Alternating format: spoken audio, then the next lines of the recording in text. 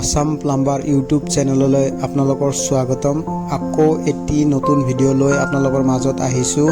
আজিৰ ভিডিঅ'ৰ মেইন টপিকটোৱে হ'ল জেট পাম্পৰ সমস্যা। এই সমস্যাটো প্ৰায়ভাগ মটৰতে দেখা দিয়ে, জেট পাম্পতো আৰু টুলু পাম্পতো। আপোনালোকে দেখিব পোৱা এইটো এটা জেট পাম্প, আৰু জেট পাম্প কেনে ঠাইত ফিটিং কৰা হয় আপোনালোকক জনাব বিচাৰোঁ। যিবোৰ কুঁৱা 25 ফুটৰ ওপৰত হয় তেনেবোৰ ঠাইত জেট পাম্প ফিটিং হয়। টুলু পাম্পৰ কেপাচিটি হ'ল 25 ফুট, আৰু 25 ফুটৰ ওপৰত হ'লে জেট পাম্প ফিটিং হয়। আজিৰ সমস্যাটো হ'ল হাৱা লোৱা, আৰু মটৰে হাৱা ল'লে পানী টানি টেংকিলৈ ঠেলি উঠিয়াব নোৱাৰে। মটৰ হাৱা লোৱা কাৰণ কি আৰু ইয়াক কেনেদৰে ঠিক কৰিব পাৰি ভিডিঅ'টোৰ জৰিয়তে আজি দেখাব চেষ্টা কৰিম। তো বলক নেক্সট পৰ্যায়লৈ আগবাঢ়ো। আপোনালোকে দেখিব পোৱা এই দুটা ইউনিয়ন চকেট আছে, তো ইউনিয়ন চকেট দুটা খুলি ল'ব লাগিব। কুঁৱাৰ ৰিঙৰ সৈতে মছলাৰে পাইপটো জাম হৈ আছে, তো জামটো খুলি ল'ব লাগিব। মই অলপ ঢালাইটো ভাঙি লৈ আছোঁ আৰু ভিতৰৰ ফালেৰে চেনি মাৰি আছোঁ, কাৰণ বাহিৰৰ ফালেৰে মাৰিলে কুঁৱাত মছলাবোৰ পৰি যাব। তো ভিতৰৰ ফালেদি চেনিটো মাৰি মছলাবোৰ ক্লিয়াৰ কৰি লৈ আছোঁ। ক্লিয়াৰ হোৱাৰ পিছত এটা ইউনিয়ন খুলিব আছিল, ইউনিয়নটো মই খুলি ল'ম। যিটো ডাঙৰ ইউনিয়ন দেখিব পাইছে, ইউনিয়নটো খুলিব লাগিব। ইউনিয়ন দিয়াৰ সুবিধা এইটোৱে, ফিটিংছ বেয়া নোহোৱাকৈ ইউনিয়ন খুলি পাইপটো উঠাব পাৰি। ইউনিয়ন দুয়োটাই খোলা হ'ল। এতিয়া পাইপটো ওপৰলৈ উঠাই লৈ ইয়াৰে তলত থকা এছেম্বলিটো চেঞ্জ কৰিব লাগিব। তো পাইপটো মই ওপৰত উঠাই আছোঁ, ওপৰত উঠাই লওঁ। পাইপটো উঠোৱাৰ পিছত গম পালোঁ যিটো তলত এছেম্বলি লাগি আছে, এছেম্বলিটোত লিকেজ এটা ওলাইছে। তো সেইটো কাৰণতো প্ৰব্লেম দি আছে, আৰু ওপৰলৈকে লৈ গৈ ভালকৈ চাওঁ। বলক ওপৰলৈকে লৈ যাওঁ। ওপৰত সুবিধাজনক ঠাই থকাৰ বাবে পাইপটো উঠাই ল'লোঁ। এতিয়া ভালদৰে চাই মই কি বেমাৰ হৈছে বেমাৰটো ধৰাত পেলাম।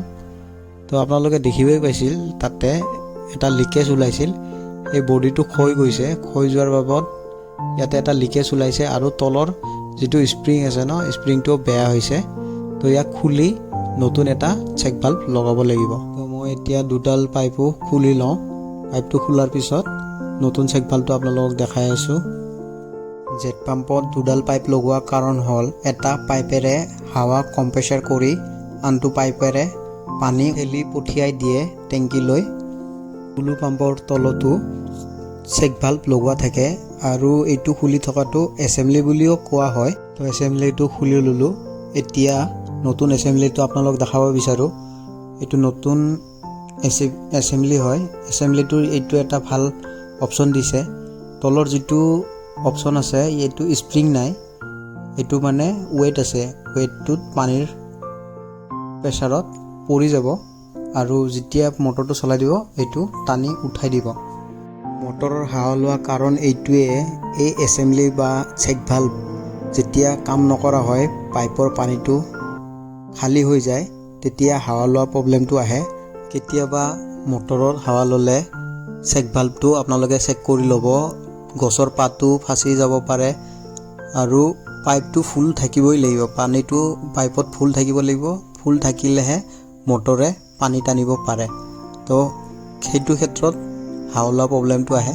যেতিয়া পানীটো পাইপত খালী হৈ যায় তেতিয়া হাৱা লয়, পানী ঢালিব লগা হয়। এতিয়া মই এছেম্বলিটো ফিটিং কৰি লৈছোঁ। দুডাল পাইপে এছেম্বলিটোত ফিটিং কৰি লৈ পাইপটো আগৰ দৰে জইন কৰি তলত নমাই ল'ব লাগিব। নমাই লৈ আপোনালোকক পানীটো চেক কৰি দেখাই দি আছোঁ।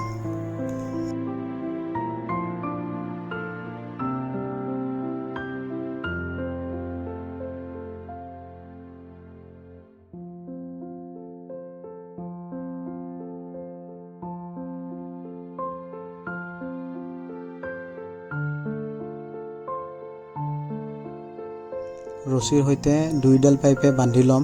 ইফাল সিফাল নোহোৱাকৈ দুইডাল পাইপ বান্ধি লৈ আছোঁ।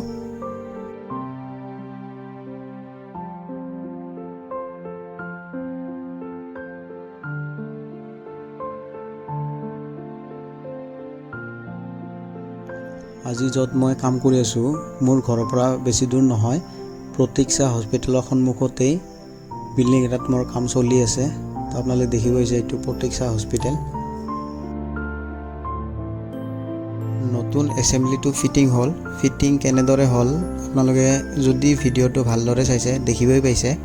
তো এনেধৰণে এছেম্বলিটো ফিটিং কৰা হয়। এতিয়া পাইপটো নমাই লৈ কুৱাত আগৰ দৰে ফিটিং কৰি দিলে হৈ যাব। আপোনালোকক মই ফিটিং কৰি দেখাই আছোঁ, পানী চেক কৰি দিম। তো মই পাইপটো নমাই লৈছোঁ।